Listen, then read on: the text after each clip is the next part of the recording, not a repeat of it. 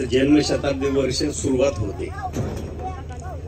99वी जयंती आणि जन्मशताब्दी वर्ष सुरू. या कार्यक्रमाचे अध्यक्ष प्रभाकर मारुती शिंदे, आमचे मामे भाऊ, त्याच्यानंतर प्रमुख उपस्थिती शत्रुघ्न चव्हाण, त्याच्यानंतर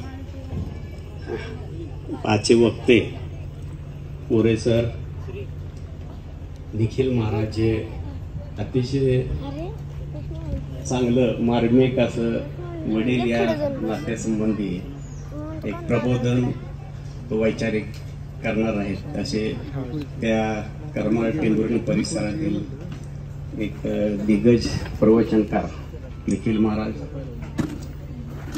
आमचे मेवणे प्रकाश पाटील व इतर उपस्थित मान्यवर. वास्तविक भाऊंची जन्म किंवा जयंतीची तारीख आहे ती 3 मे हे असते प्रत्येक वर्षी.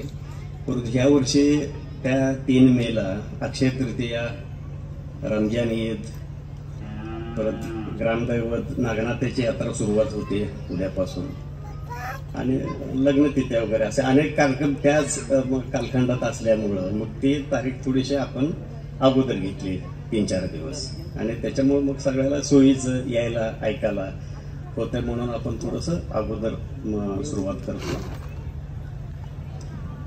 भाऊंचं म्हणजे माझे वडील, भाऊंचं शिक्षण 7वी झालं होतं, पण त्यांच्या लिखाणावर, त्यांच्या जीवनावर अनेकाने PhD, MPhil असे काय अभ्यास प्रबंध लिहून डॉक्टरेट वगैरे मिळवले. म्हणजे हे थोडंसं शिक्षण कमी, परंतु त्याने जे त्यांचं आयुष्य जगले किंवा त्याने जे साहित्य लिहिलं त्याच्यावर लोकांनी अभ्यास करून काय लिहित गेले आणि पदव्या वगैरे मिळवले. 2 विद्यापीठात, नांदेडच्या रामानंद तीर्थ विद्यापीठ आणि सोलापूर विद्यापीठ, अहिल्याबाई होळकर, या दोन्ही विद्यापीठात BAच्या अभ्यासक्रमाला भाऊंचं भटकंती हे जे आत्मचरित्र आहे ते पुस्तक लावलं गेलं. त्याच्यावरून आपल्या लक्षात येईल की ते कुठल्या दर्जाचे साहित्यिक होते. सोलापूरच्या एका दैनिकामध्ये हे भटकंती क्रमशः प्रसिद्ध झालं होतं काही वर्षापूर्वी. वास्तविक भाऊने वयाच्या त्यांच्या 47व्या वर्षी जे त्यांचं कलापथक वगैरे होतं ते दुष्काळामुळे थांबलं, आणि त्याने तिथं एका मित्राच्या सल्ल्यावरून चहाची टपरी, छोटी तुझा हॉटेल जे आहे ते चालू केलं, आणि तिथून मग आमच्या किंवा फाटे कुटुंबाच्या आर्थिक परिवर्तनाचा तिथं पायाभरणी झाली. भाऊने, आम्ही 4 भाऊ, आता 2 जण आहोत पण एकूण 4 जण, आणि आमच्या इथं मामा बसलेत, शिंदे मामा, जे भाऊंचे मेहणे, त्यांच्या मदतीनं त्यांनी हे सगळं पुढं व्यवसाय वाढवले. वास्तविक भाऊने सुरुवात केली, पण नंतर परत त्याने त्यांच्या सामाजिक साहित्यिक या कार्यात त्याने परत वाहून घेतलं. ते व्यवहारात काउंटरला असं कधी बसले नाहीत परत, ते त्यांचं वैशिष्ट्य होतं. वयाच्या 67व्या वर्षी भाऊने महिला पतसंस्था, सावित्रीबाई फुले महिला पतसंस्था, महिला नाही काय तर व्यासपीठ असावं, त्यांना आर्थिक त्यातलं कळायला पाहिजे हे म्हणून ते चालू केलं. म्हणजे 47व्या वर्षी नवीन व्यवसाय आयुष्यातला, आणि 67व्या वर्षी एखाद्या संस्थेची मूर्ती मिळते. की म्हणजे वयाचा हे टप्पा जे आहे, हा टप्पा रिटायर होण्याचा किंवा आता मला काय होत नाही असं म्हणण्याचा असताना त्या वयात वडिलांनी हे सर्व सुरुवात केली आणि केला. तर त्याला कसं जमलं काय सगळ्यांना आश्चर्य वाटण्यासारखं आहे, पण त्यांनी त्या वयात त्याने ते केलं. वास्तविक भाऊने जे केलं ते त्यांच्याकडे त्यावेळेस तांबोळ आमचं मूळ गाव, तांबोळ आत्ता पाणी आलंय, तिथे उजनीचं पाणी आत्ता बघायचं आहे. पण भाऊ जेव्हा होते तरुण त्यावेळेस ते पूर्ण जिरायत भरलं, म्हणजे जगण्यासाठी म्हणून त्यांना परत ती जुनी मिल जे आहे त्यांचे वडील चुलते भाऊंचे ते जुन्या मिलमध्ये कामाला गेले सोलापूरला राहायला जगण्यासाठी, अशा अवस्था होती. आणि भाऊ नाही बहीण एक होती. असल्या बिकट ह्याच्यात सुद्धा त्याने एवढं हे कार्यक्रम एवढं त्याने आयुष्यात करू शकले. त्या मानून आता आपले सगळ्यांचीच परिस्थिती किंवा साधनं आपल्या सगळ्यांना नातेवाईक असतील, इतर मित्र कंपनी असतील, हितचिंतक असतील, ह्यांचे कितीतरी त्या पद्धतीनं चांगले वातावरण आहे, परिस्थिती आहे. मग आपण किती करू शकतो यावर हे का थोडंसं आपण त्यातनं प्रेरणा घ्यायला पाहिजे तुमच्या कार्यातून असं मला वाटतं. पत्रिकेमध्ये जे नावं आहेत पाहुणे रावळे किंवा जे प्रमुख उपस्थिती वगैरे अध्यक्ष आहेत ते ठरवून आपण आपले जे स्थानिक घेतले जवळचे माणसं आहेत त्यांची नावं आहेत. त्याचं कारण असं की त्यांची बी दखल किंवा तंत्रावी माणसांना द्यायला पाहिजे. वक्ते सुद्धा घेताना सोलापूरचे वक्ते आले असते, परंतु इथलं जे भाऊचं सान्निध्य त्यांना लहानपणी लाभलेले असे कोरे सर आहेत, त्यांना आपण विनंती केली की तुम्ही भाऊंच्या ह्याच्यावर बोलायला पाहिजे. ते म्हणजे माझा आयुष्यातला मोठा आनंद आहे भाऊच्या विषयावर बोलणं, आणि मग त्याने त्या विषयावर बोलायचं मान्य केलं. तर आपण हे थोडासा साध्या पद्धतीनं आपल्या लोकांचं किंवा हे घरचा सत्कार, घरच्या लोकांचं प्रेम जे असं जास्त महत्त्वाचं असतं किंवा त्याला एक मार्मिक आयुष्यामध्ये हे असतंय, तशा स्वरूपाचा आपण थोडा हा कार्यक्रम इथं केलेला आहे. आकाशवाणी बसून या वर्षामध्ये हे वर्ष 12 महिन्याचं आपण धरलं जातं. 2 वर्षात वर्षात आपल्याला काही कार्यक्रम घ्यायचे असं अधूनमधून आपल्याला जमत तसं एकत्र घ्यायचं. आणि जे काय बहुला ज्या याच्यामध्ये आवड होती कलेमध्ये किंवा बाकीच्या क्रीडामध्ये त्याचे काही कार्यक्रम घ्यायचे आहेत असं आपण थोडंसं नियोजन करायचं आहे. तुम्ही सर्व इथं वेळेवर आलात. वास्तविक आता सकाळची वेळ ही आपल्याला प्रचलित नाही, संध्याकाळची वगैरे अशी वेळ असते, परंतु ऊन जास्त आहे, त्रास होतो, त्याच्यामुळे मग ते आपण थोडंसं लवकर कार्यक्रम ठेवला. तुम्ही सर्व आल्याबद्दल तुमचे सर्वांचे आभार मानून माझे 2 शब्द सांगतो.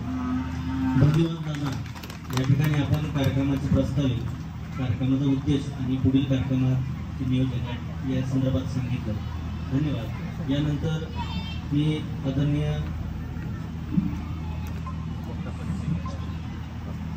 या ठिकाणी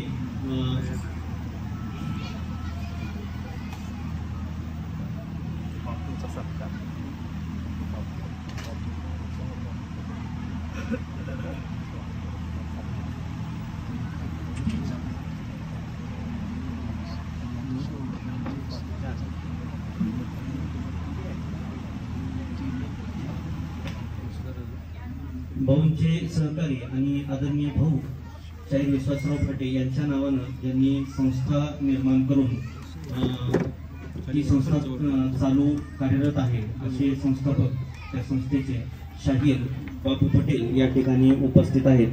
तर मी त्यांना विनंती करतो की या ठिकाणी त्यांनी सत्कार स्वीकार करावा. मी आदरणीय नाना यांना विनंती करतो की त्यांनी सत्कार करावा.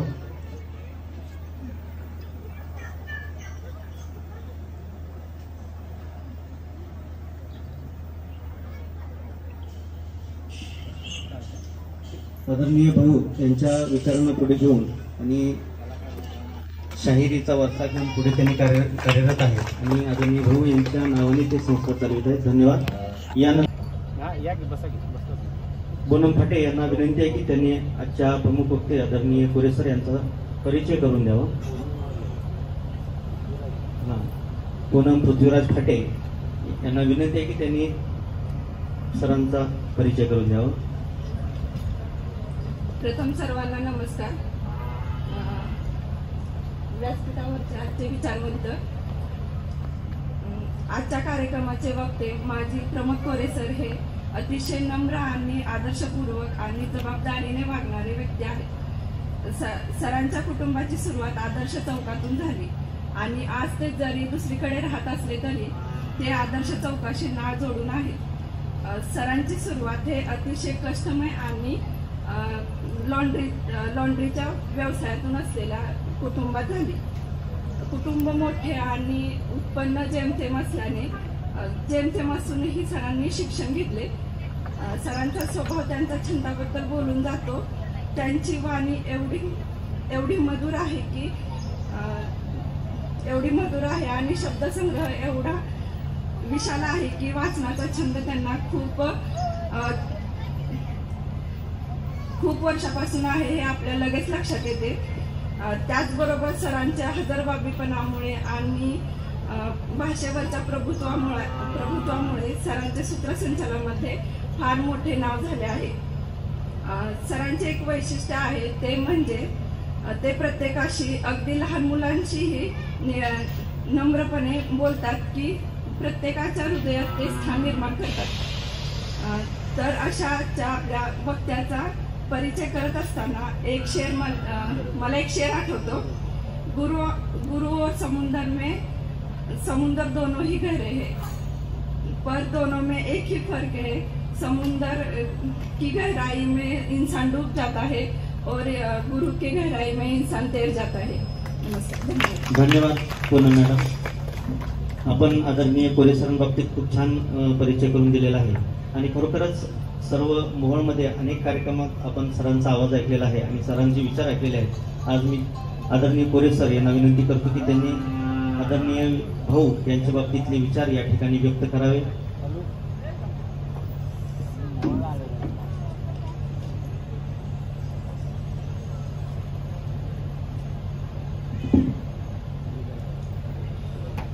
सर्व ज्येष्ठ आणि श्रेष्ठ असणाऱ्या निमंत्रित मान्यवरांना माझा मनपूर्वक सस्नेह सप्रेम नमस्कार आणि मानाप्रमाणे दंडवत. ज्या राजांनी या महाराष्ट्राच्या भूमीवर 12 बलुतदार आणि 18 पगड जातींना सोबत घेऊन तुमच्या माझ्या रयतेचं लोकराज्य उभं केलं ते श्रीमानयोगी जाणते राजे श्री श्री श्री छत्रपती शिवबा. ज्या माऊलीनं पुण्याच्या मावळ प्रांतात अंधश्रद्धेला झुगारून कृषी संपन्नता सिद्ध केली आणि सोन्याचा नांगर फिरवला त्या राजमाता जिजाऊंना या ठिकाणी वंदन. धर्म अस्मितेसाठी कसं मराव हे ज्यांच्याकडून शिकावं ते धगधगत यज्ञकुंड रणमर्द युवराज आणि राज्याचे दुसरे छत्रपती धर्मवीर संभाजींना या ठिकाणी वंदन. मला रडगाणं मान्य नाही, मला लढा मान्य आहे असे साहित्यरत्न लोकशाहीर अण्णाभाऊ साठे. जगातील सर्वश्रेष्ठ संविधान ज्यांनी या भारताला दिलं ते पुस्तकप्रेमी आणि लेखनी सम्राट विश्वरत्न डॉक्टर बाबासाहेब आंबेडकर. या सर्वच महान विभूतींना वंदन करून आजच्या या 2 शब्द मला दिलेल्या 10-15 मिनिटाची मी सुरुवात आपणांसमोर करतोय. माझे सर्व मार्गदर्शक ज्यांचे आशीर्वाद माझ्या डोक्या खांद्यावर आणि पाठीवर आहेत आणि मला प्रेरणा आहे त्या सर्व फाटे परिवारातील मान्यवरांनाही मी या ठिकाणी नमस्कार करतो. ज्यांची प्रमुख उपस्थिती या ठिकाणी आहे ते माझे गुरु ज्यांनी मला घडवलं वाढवलं. कधी प्रेमानं बोलले तर कधी विनोदातून शाबासकीची थाप दिली ते इंग्रजीचे प्राध्यापक आदरणीय गावडे सर. ज्यांना श्वास घेण्याची गरज आहे त्यांनी वृक्ष लावला पाहिजे असा संदेश देणारे वृक्षप्रेमी वसेकर साहेब. ज्यांना बहीणचा सहवास अनेक वर्ष लाभला, बहीणच्या आठवणी त्यांच्या काळजात ओल्या रुतलेल्या आहेत ते शाहीर राजू वाघमारे. त्याचबरोबर पटेल साहेब, व्यासपीठावरील सर्व शिंदे परिवारची मंडळी, सन्माननीय चव्हाण साहेब, आमचे मार्गदर्शक बेटरगावचे पाटील साहेब, या सर्वांचे या ठिकाणी स्वागत करून मी या ठिकाणी सुरुवात करतोय. खरं तर सांगायला मला विशेष आनंद आहे की ज्या आदरणीय व्यक्तीच्या कार्यक्रमाचं मी माझ्या आयुष्यातील पहिलं सूत्रसंचालन केलं 1995-96 ला माझ्या स्वामी विवेकानंद विद्यालय मोहोळमध्ये गॅदरिंगमध्ये, त्याच व्यक्तीच्या नावानं मला 2 मिनिटं बोलण्याची संधी मिळते.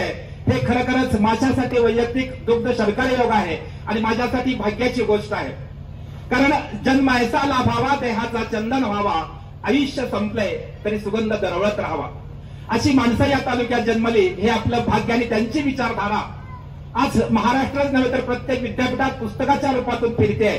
त्या अक्षरधाराला आणि लेखनी सम्राटाला आदरणीय भाईंना मी या ठिकाणी वंदन करतो. खरं तर 1995-96 काळ होता. मी नुकतंच नोकरीला लागलो होतो आणि 96 साली आदरणीय मुख्याध्यापक दीक्षित सरांनी स्नेह संमेलन ठेवलं आणि कार्यक्रम वगैरे सगळी तयारी झाली आणि निमंत्रित पाहुणे कोण कोण बोलवायचे. बाकीचे शिक्षक बाहेरगावचे होते, मी एकटा स्थानिक होतो. सरांनी मला विचारलं पुन्हा कोणाला आमंत्रण द्यायचं ती यादी करा. मी पहिलं नाव लिहिलं आदरणीय भाई फाटे आणि बाकीचं सर म्हणलं मला एवढा काय परिचय नाही. म्हणलं माझा जरी लॉन्ड्रीचा व्यवसाय असला तरी फंबर नाही, फक्त मी भाईंचं नाव लिहिलं आणि परत दीक्षित सरांनी आदरणीय गोडबोलेताई केशवकाका यांची नावं लिहिली आणि बघता बघता हा सूत्रसंचालनाचा गॅदरिंगचा कार्यक्रम सुरू झाला. सुरू ते मान सन्मान सत्कार समारंभाचं सूत्रसंचलन आयुष्यातलं पहिलं मी केलं. बोलत होतो, आवाज बरा खरा होता, पण त्या डायसच्या खालनं माझे पाय लटलट कापत होते. भाई बघायचे, हसायचे आणि बोलणं ऐकायचे. कार्यक्रम झाला, निम्म्या गॅदरिंगचं सूत्रसंचलनही मी केलं आणि अखेरपर्यंत भाई बसले. जवळजवळ 10 वाजेपर्यंत भाई बसले आणि आनंद त्या स्नेहसंमेलनाचा घेतला. असा हा आनंदाचा क्षण माझ्या आयुष्यातील पहिला भाईंचा मला सहवास लाभला. याला कारण एकमेव आहे की अनेक वर्ष बुधवारपेठ फाटेवाडा याचा सहवास मला लाभला होता. पर्यायानं माझा लॉन्ड्रीचा व्यवसाय असल्यामुळं माझे काका किसन हे मला घ्यायचे, गठ्ठा द्यायचे आणि भाईंच्या घरी घेऊन ये म्हणायचे. वर्णन सांगतो, काही माणसांचं व्यक्तिमत्व हे त्यांच्या कपड्यावरून कळतं, चेहऱ्यावरून कळत नाही. कारण माणसाचं पाणी आणि नाणी याच्यावरून व्यक्तिमत्व ठरतं. त्याप्रमाणे भाईचं जीवन होतं. कपड्याचा गठ्ठा घेणार, कपडे कसे असणार हे आणखी माझ्या स्मरणात आहे. पांढरी शुभ्र टोपी, अगदी त्या टोपीच्या टोकावर लिंबू कापावा अशी इतकी धारदार टोपीला त्या इस्त्री असायची. त्याचबरोबर ज्या टोपीचं जसं धारदार टोक होतं तसंच भाईंचं तलवारीसारखं नाक सुद्धा होतं. एक देखणं रूप भाईंच्या नशिबाला याची तरी लाभलं होतं, लक्षात ठेवा. आज जर आपण आकाशकडे पाहिलं, नानांकडे पाहिलं, सुजनकडे पाहिलं, या सगळ्यांचे चेहरे भाईंचं प्रतिरूप आहे, लक्षात ठेवा. म्हणजे इतकं देखणं रूप होतं. भाईंनी आयुष्यात पांढरा धोतर, त्याला चॉकलेटी काठ, त्यानंतर बदामी रंगाचा नेहरू शर्ट, आयुष्यभर अनेक कलापथकात सोलापूर पासून मुंबईपर्यंत अनेक कलापथकं गाजवली. पोटाला चिमटा घेतला, निरनिळ्या प्रकारच्या भेटवस्तू आल्या, अनेक भेटवस्तू आल्या, पण भाईंनी आपल्या कपड्याचा रंग कधी बदल नाही. बदामी रंगाचा नेहरू शर्ट, पांढरं तलमचं धोतर, त्याला चॉकलेटी काठ आणि धारदार टोपी.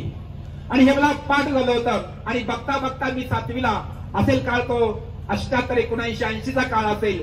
कपड्याचा गट्टा घेणार, भाईंच्या पुढे देणार, बुधवारपेठ फाटेवाडा मारुती मंदिराच्या पलीकडं येणार. दार सगळ्यांसाठी सतत उघडं होतं.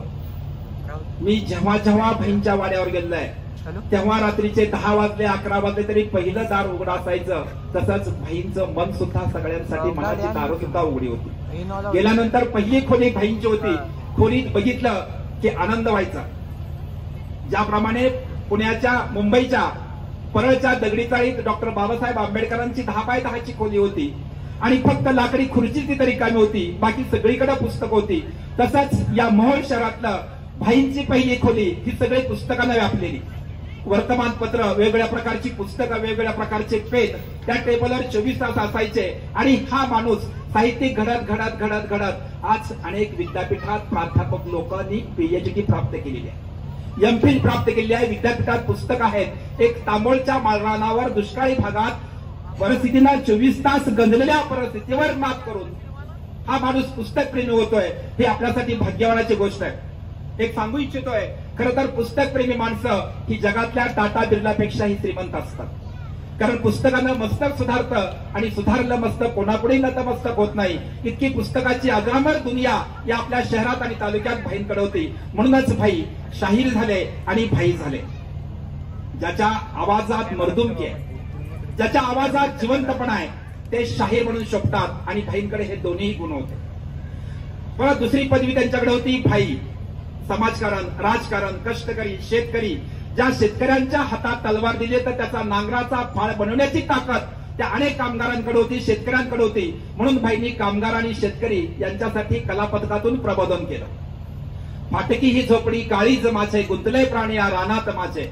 जो शेतकरी आत्मविश्वासाच्या बळावर मुठभर धान्य खडकावर फेकतो आणि पोतभर धान्य घरी आणतो, अशा बळीराजाचं प्रबोधन आयुष्यभर भाईंनी केलं. ज्याच्या घामाच्या धाराचा सुगंध सर्वदूर पसरावा, मोत्याच्या हारापेक्षा घामाच्या धारा अधिक शोभून दिसाव्या, अशा कष्टकऱ्यांचं जीवन, कामगारांचं जीवन भाईंनी आपल्या पुस्तकात लिहिलं आणि तेच कलापथकातून मांडलं. म्हणून भाई प्रसिद्धीला पावले. लक्षात, आयुष्यभर त्या गंगेसारख्या राहणाऱ्या माणसाला स्वार्थ कधी शिवला नाही, निस्वार्थीपणानं जीवन जगले. म्हणून ईश्वरानं आज फाटे परिवाराला स्वर्गीय सुख दिलेलं. लक्षात ठेवा, कुणीतरी ज्येष्ठानं त्याग पूर्वी केलेला असतो, त्याचं सुख दुसऱ्या किंवा तिसऱ्या पिढीला मिळतं. हे भाईंचा आशीर्वाद आज या ठिकाणी आहे. तमाम तालुक्यात कवी, साहित्यिक, लेखक. भाईंना थोडासा कवीचा छंद कमी होता, पण गद्य लिखाण भाईंकडे खूप होतं. लक्षात ठेवा, लिहिणं, चालणं, बोलणं, वागणं हे जे काय पंचसूत्री आहे, या पंचसूत्रीचा अवलंब पितृतुल्य भाईंनी आयुष्यभर केला. म्हणूनच भाई या पदाला पोच लक्षात ठेवा. एका माणसाकडे त्या काळात 2-2 पदव्या असणं हा जोक नाही, विनोदाचा भाग नाही. त्याला खूप काही मेहनत, परिश्रम करावे लागतील. जो परिस्थितीवर आपला मात करतो तो आयुष्यात होतो, आणि भाईंनी तेच हेरलं.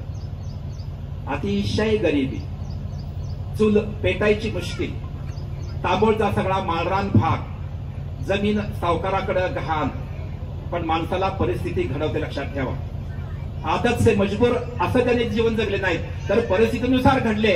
आणि बघता बघता तांबोळच्या तिथं आसपास त्यांनी 7वी पर्यंत शिक्षण घेतलं.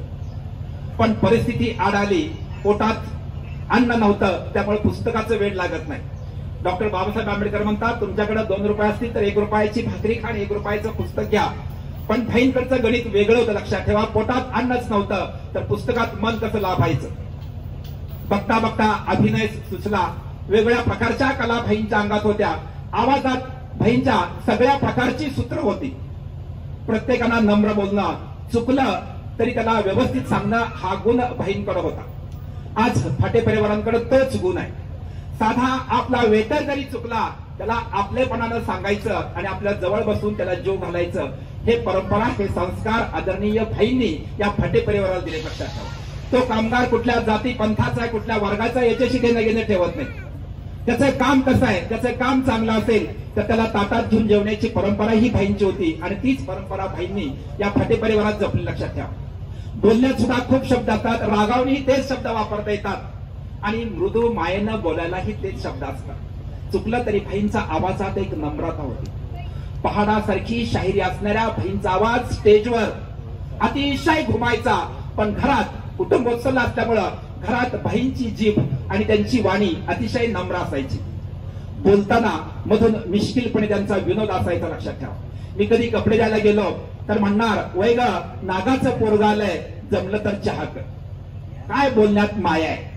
अहो, माझ्यासारख्या किरकोळ माणसाला हाफ चड्डी खाती, पांढरा शर्ट, इकडं शिंबूड पुसला, इकडं शिंबूड पुसला, असा मी गबाळा गडी, पण म्हणायचे नागाफंटाचं पोरगं आलंय, जरा चहा करती का. मन भरून यायचं. कुठं प्रेम मिळणार आहे, हे स्वर्गीय सुख आहे माझ्यासाठी लक्षात ठेवा. अनेकांच्या घरी गेलो पण म्हणायचे, हे पोरा कपडे उंबऱ्याच्या बाहेर ठेव. भाईंचं तसं नसायचं. कपडे आत नेऊन ठेव आणि तू माझ्यापाशी बस. आणि थोडीशी मला माझे वडील आता जे 70-75 वर्षाच्या पुढचे आहेत त्यांना माझ्या वडिलांचा परिचय त्यांच्या आठवण असेल, कारण तेही मोठे पोथी वाचायचे, तालुक्यात त्या काळात फेमस होते. त्यामुळे नागाफोटाचा पोरगा आलाय आणि त्याच्यासाठी चहा कर, आणि जमलं तर मला बी कर. काय बोलण्यात माधुर्य. स्वतःच्या बायकोला बोलण्याची पद्धत, नागाफोटाच्या पोराला चहा कर आणि जमलं तर मला बी कर. हे नवरा बायकोच्या प्रेमाचं, नात्याचं दुग्ध शर्करा योग हे भाईंच्या शब्दात होता, आणि त्याच बोलण्याची परंपरा आज संपूर्ण फाटे परिवारात आहे. एकदा एक उदाहरण सांगतो तुम्हाला की विराट, आकाशचे चिरंजीव विराट खेळत खेळत घरात बंगल्यात छडीनं मांजरीला थोडस डावचायला लागले. लहान बाळ आहे, त्याचे हट्ट वेगळे असतात, कारण पती हट्ट वेगळा असतो, राजहट्ट वेगळा असतो, सगळ्या प्रकारचे हट्ट वेगळा असतात, बालहट्ट वेगळा असतो. या विराटचा हट्ट वेगळा होता, आणि हा विराट छडीनं त्या मांजराच्या लहानशा देखण्या पिल्ल्याला डावचायला लागला. एखादी बाई म्हणली असती, हे विराट तुला कळतंय का, असं नाही. तेच शब्द वापरले नानींनी. अरे विराट, ते पिल्लू मांजराचं लहान आहे, त्याला आई नाही का नाही, त्याला आईची आठवण येते, मग ते ओरडतंय. तुझ्या आई गेल्यावर तू कसं ओरडतोस, तसं त्याला खवळू नको, छडीनी मारू नको. हे बोलण्यातलं जे भाईंचं माधुर्य होतं हे नानींपर्यंत भाईंचं माधुर्य आलं लक्षात ठेवा. कारण फाटे परिवारात सगळ्यात जास्त सहवास सून म्हणून नानींचाही आणि सगळ्यात सूनबाईंचा भाईंना लाभला लक्षात ठेवा. महाराष्ट्रातली एकमेव गोष्ट अशी आहे माता भगिनींनो की सून 4 व्हीलरची ड्रायव्हिंग करते आणि सासरा डावीकडे बसून कॉलेज जातोय. महाराष्ट्राच्या इतिहासात हे नोंद करून ठेवण्यासारखी गोष्ट लक्षात ठेवा. भाई कॉलेजची डिग्री मिळवतात, नानी कॉलेजची डिग्री मिळवतात, सुनबाई आणि सासरे 4 व्हीलर मध्ये बसून, त्यावेळेस चॉकलेट रंगाची स्कॉर्पिओ गाडी होती, त्या स्कॉर्पिओ जायची. बघणाऱ्याला आणि भाईंचा परिचय असणाऱ्यांचं अंतःकरण भरून यायचं लक्षात ठेवा. अमृतावर अमृत प्राशन केले की काय, इतका आनंद त्या ओळखीच्या माणसांना व्हायचा, आणि लोक नाणी ड्रायव्हिंग करताना आणि भाई रत्ना लोक मनापासून हातापासूनच काय मनापासून या दोघांना सलाम करायचे. काय दैवयोग आहे. सून ड्रायव्हिंग करते आहे कॉलेजला. सासरे 64, 65, 70 वय आहे. सासरे कॉलेजला जाते. म्हणून माणसानं पुस्तकाच्या सोबत असावं, कारण पुस्तकासारखा मित्र जगात कुठंच नाही. लक्षात ठेवा, ज्याची पुस्तकाशी मैत्री आहे तो आयुष्यात यशस्वी होतो. भाईंनी तेच केलेलं आहे. जो वर्षाचा विचार करतो तो धान्य करतो. जो 10 वर्षाचा विचार करतो तो माणसे जोडतो. आणि जो आयुष्यात माणसे जोडतो तो यशस्वी होतो.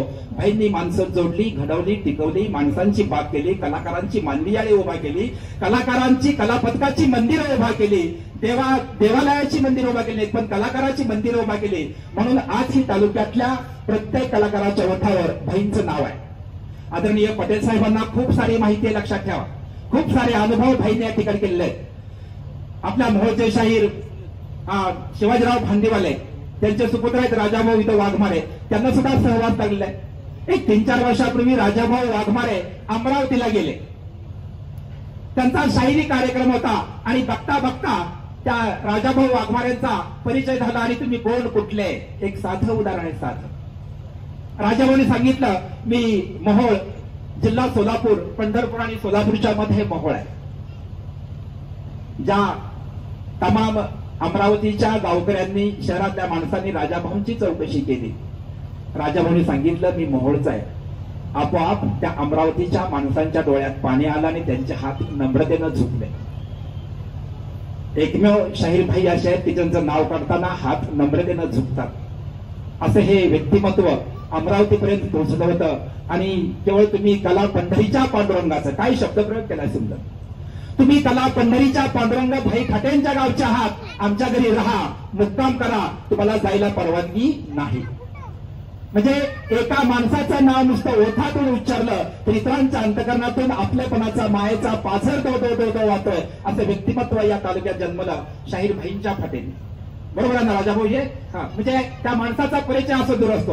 अहो, फुलाचा सुगंध पसरायला कोणाच्या माणसाची गरज नाही. हवा आपोआप त्याचा सुगंध पसरत. लक्षात ठेवा.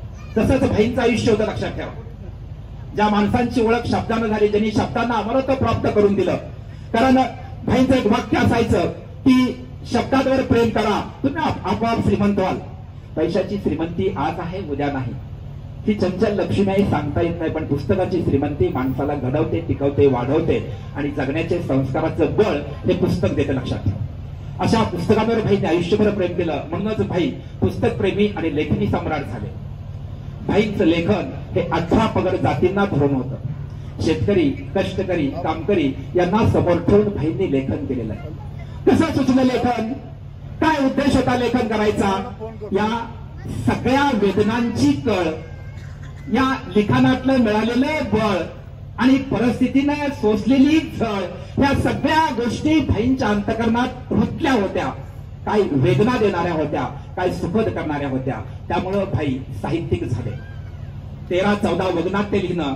भटकंती, ज्याचं प्रकाशन 1986 ला महाराष्ट्राचे माजी मंत्री ढोबळे सर यांच्या हस्ते 1986 झाले. ते भटकंतीत बघता बघता भारत देशात गाजली. संपूर्ण आयुष्याच्या वेदना या भटकंतीमध्ये आहेत. ज्याप्रमाणे साहित्यरत्न लोकशाहीर अण्णाभाऊ साठेंचं फकीरा हे पुस्तक तुम्ही वाचल्यानंतर तुमच्या अंगावर काटे येतात. त्या फकीरा कादंबरीच्या पुस्तकात एक वाक्य आहे, सावकार, इथं ज्वारीची कंस कापली जातात, माणसाची मुंडकी नाही. सावकार, तुम्ही परत व्हा. काय अण्णाभाऊ साठेंच्या लिखाणात ताकद आहे, तशी भाईंच्या लिखाणात ताकद होती. भाईंनी पण तेच सांगितलंय, माझे कष्टकरी, कामगार, शेतकरी यांच्या हातात हत्तीचं बळ आहे, तुम्ही त्यांच्या वाटेला जाऊ नका. अशा कामगार हे तलवारीच्या पातीला सुद्धा नांगराचा फाळ बनवते. हे लिखाणाचं वैशिष्ट्य भाईंकडे होतं. अनेक महाराष्ट्रातल्या तमाम जिल्ह्यात, प्रत्येक खेड्यात भाईंना वास्तव्यात भाईंचं फिरणं झालेलं आहे. समाज प्रबोधन केलेलं आहे. मग ते समाज प्रबोधन आध्यात्मिक, कृषी, सांस्कृतिक, शैक्षणिक, व्यसनाधीनता याच्यावर भाईंचं प्रबोधन असायचं. कितीतरी भल्या भल्या कलाकारांना भाईंनी घरचा रस्ता दाखवला. अष्टपैलू कलाकार भाईंच्या कलापथकात होते, पण केवळ त्यांना व्यसन होतं म्हणून भाईंनी त्यांना घरी पाठवलं आणि त्यालाच म्हणाले की बाबा रे, मला माफ कर, मला व्यसनी माणसं चालत नाही. भाऊंचं एक वाक्य कायम असायचं, मांस मच्छी शराब उसकी जिंदगी खराब. अहो इतकी सुंदर वाक्य त्या काळात भाईंकडे होते. म्हणजे भाईंची प्रगल्भ शक्ती, भाईंची साहित्यिकता ही किती उच्च पदाला गेली होती हे या वाक्यांवरून जाणून लक्षात ठेवा. किती साधं सोपं वाक्य आहे. मांस मच्छी शराब उसकी जिंदगी खराब. दारूचा वास संसाराचा नाश, दारूचा सहवास पोरांचा उपवास प्रबोधनातून सांगायचे लक्षात ठेवा. व्यसनावर बोलताना भाई हे खूप तिडकीनं बोलायचे. ज्याप्रमाणे एखाद्या माऊलीचा नवरा बाजारला गेलाय, आठवड्याचा पगार झाला आणि एखाद्या माऊलीचा नवरा बाजारला गेलाय, नवरा अनेक येईना, बाई घरात चिली पाखरं चिमणी पाखरं घेऊन वाट बघते आणि हा गावात दारू पिऊन पडलाय. याचं वर्णन भाई सांगताना ऐकणारी मंडळी ही डोळ्यानं म्हणजे आसुळं गाळायची आणि त्यांच्या डोळ्यासमोर आपल्या नवऱ्याची परिस्थिती साक्षात भाई उभा करायच्या लक्षात ठेवा. गंभीरपणे जितकं बोलणं भाईंचं होतं तितकंच सडेतोड वास्तविक मर्मावर बोट ठेवणारं खरं बरं हे भाईंचं लेखन होतं. आणि लोक जनता भाईंना डोक्यावर घ्यायची, कारण भाईंकडे ती कला होती आणि ज्याच्याकडे कला आहे तो माणूस अजरामर होतो. कला ही आंधळ्याची काठी असते, लंगड्याचा पाय असते, वासराची गाय असते, लेकराची माय असते आणि दुधावरची साय असते. अशा विविध अष्टपैलू कलांचं व्यक्तिमत्व अष्टांगी चिरा या फाटे परिवारात तांबळीच्या ठिकाणी जन्मला. हे या तालुक्याला एक सुगंध पसरवून गेला आणि साहित्याचा सुगंध आज ही भटकतीच्या माध्यमातून अनेक पुस्तकांच्या माध्यमातून आपल्या तालुक्यात रंगतोय. ही भाईंकडे वैशिष्ट्यपूर्ण कला होती लक्षात ठेवा. अशी अनेक माणसं घडवली. एक सहज सांगू इच्छितो, माझ्या लक्षात आलं भाईंचं अंतकरणावर बोलणं खूप असायचं. व्याकरणावरही त्यांचं प्रभुत्व होतं, कारण कवी संजीव सोलापूरचे त्यांना सहकार्य करायचे. वाना उत्पात, शाहीर विठ्ठल उमप, मोहचे शिवाजीराव वाघमारे भांडीवाले, बाबू खिसाडे, बार्शीचे शाहीर अमर शेख, आपल्या मोहोळचं व्यक्तिमत्व डॉक्टर सी.के. पाटलांसमोर त्यावेळेस त्यांचं घर होतं. ते बाबू खिसाडी, हे बाबू खिसाडीत असं व्यक्तिमत्व होतं. रंग काळा, भयाल उंची, हत्तीसारखं शरीर, बसलं तर उठता येत नाही आणि उठलं तर बसता येत नाही असे बाबू खिसाडे शाहीर भाईंच्या कलापथकास असायचे. घाटनेश्वर ज्यांना आपण दरविशी म्हणून ओळखतो ते बाळाभाई शेख हे पण तशा शर्यष्टीचे. या सगळे भाईंचे सहकारी मोठे दिप्पाड असायचे. हे सगळे आंब्यासारख्या झाडासारखे असायचे, गोल गरगरीत, आणि भाई मात्र सागवानाच्या झाडासारखे सरपत्तर त्यांच्यात दिसायचे. देखणं व्यक्तिमत्व. पण भाईंनी माणसं अंतकरणात ठेवली लक्षात ठेवा. डिक्सलचे पुजारी आहेत, उदाहरण सांगतोय. डिक्सलचे पुजारी आहेत लक्षात ठेवा. गजे ढोल ते वाजवतायत. आज त्या डिक्सलच्या पुजाऱ्यांच्या घरी भाईंचा फोटो भिंतीवर नाही देव्हाऱ्यावर फोटो आहे. याच्यासारखी पावन गोष्ट आणि कुठली आहे? एखाद्या व्यक्तिमत्वाचा फोटो देव्हाऱ्यावर पूजणं हे खूप मोठी आनंदाची गोष्ट आहे लक्षात ठेवा. महाराष्ट्रात ज्या प्रकारे गृहमंत्री आर पाटलांचे फोटो युवक मित्र देव्हाऱ्यावर पुजतात, तशी मोहोळ तालुक्यातली कला परंपरेत असणारी माणसं, कलेच्या गंगेत वाहणारी माणसं भाईंचा फोटो अंतकरणात ठेवतात आणि देव्हाऱ्यावर ठेवतात. याच्यासारखा अजरामर किस्सा किंवा भाग हा इतर कुठल्या जिल्ह्यात तालुक्यात नसावा, इतके भाईंनी माणसं जपली. स्टँडच्या शेजारीच गाडा, लहानसं हॉटेल, कलेबरोबर पोटाचं नाटक आणि पैशाचं नाटक करता येत नाही हे भाईंनी जाणलं.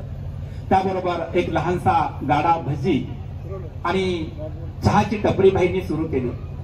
एखादा ग्रामीण भागातला, कारण त्या काळात परिस्थिती नव्हती, अर्थार्जन नव्हतं, बागायत क्षेत्र नव्हतं, लाईटची सोय नव्हती, सगळ्याच प्रकारचा मागासलेपणा त्या काळात सगळ्याच महाराष्ट्रात होता. तसं एखादा कलाकार जरी चौकातनं चालला आणि भाई पेपर वाचत बसले खुर्चीवर, तर कारे य न सांगता भाईंचा कामगार त्यांना चहा द्यायचा. भाईंना सांगावं लागत नव्हतं, हा माझ्या ओळखीचा माणूस आहे, त्यांना चहा द्या. म्हणजे भाईंसोबत जी माणसं होती ही माणसं संस्कार संपन्न माणसं भाईंकडे होती. अहो लहानसा वेटर, भाईंनी त्यांना बोललं की त्यांना चहा द्यायचे, पाणी द्यायचे आणि चहा द्यायचे लक्षात ठेवा. आडलं नडलं, फुपलं दुखलं, रुतलं, सोसलं, भोगलं, या सगळ्या प्रकारची काळजी आपल्या कलाकाराकडे भाई करायची. म्हणून आज महाराष्ट्रात कला पथकात सगळ्यात जास्त कलेचं मानधन घेणारे जर कुठला तालुका असेल तर तो आपला तालुका आहे लक्षात ठेवा. याला एकमेव कारण फक्त भाई आहे. कागद जरी नेला साधा आणि मला भाईंनी पाठवले, त्याच्यावर भाईंची सही आहे म्हणलं की समाज कल्याण अधिकाऱ्यांनी सरकार त्यांचा मानधन द्यायचं आणि कला पथकात त्यांचं नाव घेऊन तो प्रश्न विधानसभेत द्यायचे. सगळ्यात सोलापूर जिल्ह्यात मोहोळ तालुक्यात कलाकारांना मानधन जास्त का आहे? कारण नटसम्राट आमचे मार्गदर्शक चंदूबापू आहेत, नाना फाटे आहेत, सुयोग अण्णा या ठिकाणी आहेत, रणजित आहेत. या सगळ्यांनी काय केलं, राजाभाऊ वाघमारेवरून मोर्चा काढला. त्यावेळेस अतिशय अष्टपैलू व्यक्तिमत्व आणि बुद्धिजीवी व्यक्तिमत्व तुकाराम मुंडे जिल्हाधिकारी होते.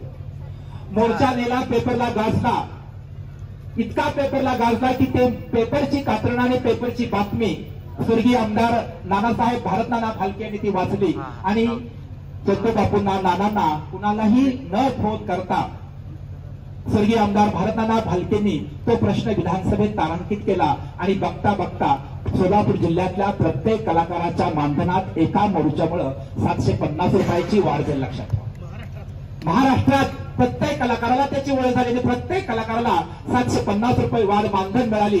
एक राहींच्या नावाचा मोर्चा अतिशय स्ट्रिक्ट असणारे तुकाराम मुंडे म्हणाले मी यांचं नाव खूप वर्षापासून ऐकतोय, ज्या ज्या जिल्ह्यात मी, कारण त्यांची बदली वर्षाला व्हायची.